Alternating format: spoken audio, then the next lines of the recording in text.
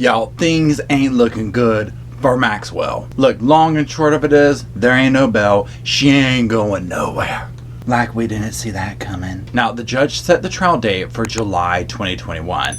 So there is an entire year for her to sit there and for something to not happen to her. So let's talk about a few highlights here, y'all. Y'all, basically, her attorneys were throwing everything they could at this situation to try and get her out of there. They proposed a whole package of like a $5 million bond. Now, this was going to be secured by properties in the US and overseas, the surrender of all her passports and travel documents, and home confinement with electronic monitoring. So, I mean, she was like, look, whatever we can do to get out of here, we're going to try. Now, of course, the attorneys are also going to go for everything that everyone is always going for now that's facing this, COVID. But the judge, logically so, was basically like, look, that bail's not going to fix that problem.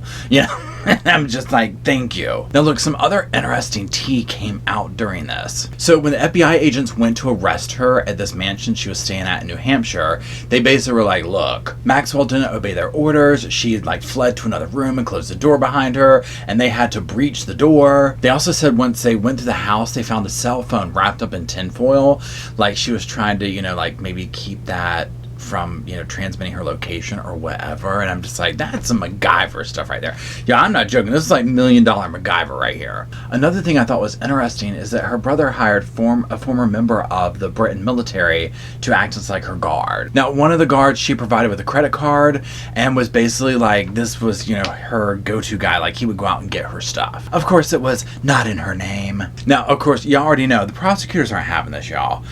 Neither are we. Now, there's a whole thing about, 6 individuals signing on to this whole bail deal. And the government's basically like, look, she's not even identifying these people. She's being totally shady about her access to wealth, what wealth she has, where it's coming from, all of that jazz. They were also like, look, this property is like in another country. We don't have jurisdiction over there. We can't go get it. And on top of that, they're like, look, France, where Maxwell is a citizen, doesn't extradite. So there was literally a whole bunch of no written all over this thing, y'all. So y'all, this hearing went on for 2 hours, I swear.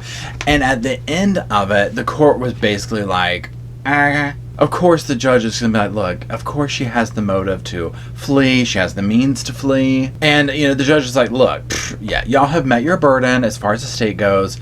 She ain't going nowhere. They acknowledged all the things that the state said. I mean, look at how she essentially was on the run, low-key staying in touch with the government, for like the last year since Epstein was arrested. I mean, it's, hello?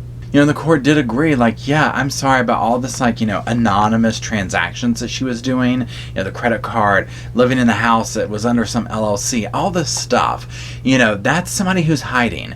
And one thing that her defense tried to do is essentially say, like, oh, she was trying to hide out from the press and and the judge is like, yeah, no, it doesn't matter. She was hiding. I mean, y'all, we saw how this went down. If she got out, y'all, no, she is going to be gone. This. Now, does that mean that we think nothing's going to happen to her in jail? Yeah, we'll see. Y'all, click my other videos up here if you want to see the rest of my commentary in this case or others. I'll talk to you later.